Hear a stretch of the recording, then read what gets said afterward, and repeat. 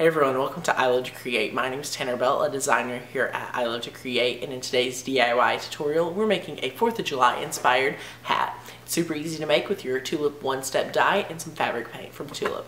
You're going to have so much fun recreating this, and you can make this under 30 minutes. Hope we all are excited, so let's get started. The first thing you want to do to get started is to fill up your tie-dye. I'm using a red in the extra large bottle. These are awesome bottles because they can tie-dye so many different things.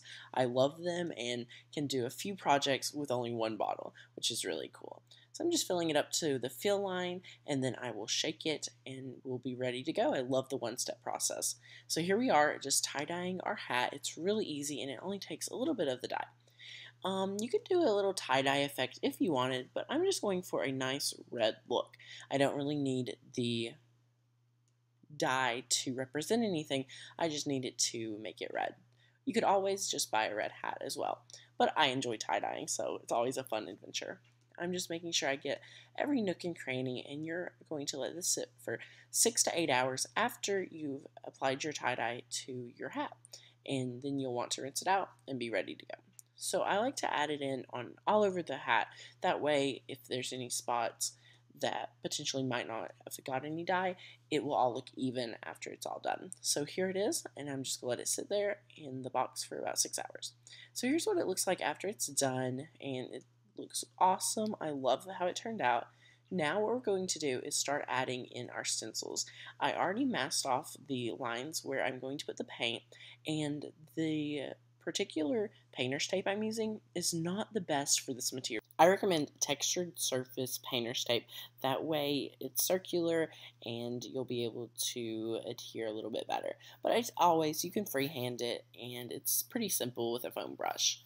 So I love the white paint, and it's going to take about 2 to 3 coats, but you get the idea of it. And after I removed it, you can see little spots here and there, but you just fill it in.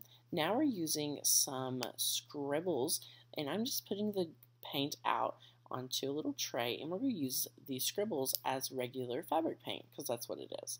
And I added just an extra little piece. I cut out a stencil with a piece of a label, which is a really neat idea. And you're going to want to apply about 2 layers of the scribbles. Wow, wasn't this a fun hat to make? It was so much fun recreating it, and you can make it super easy, under 30 minutes. I will say that the painter's tape did not want to hold on to my hat, but what can you say? It is a little bit odd. It's not as easy as just simple fabrics or anything like that.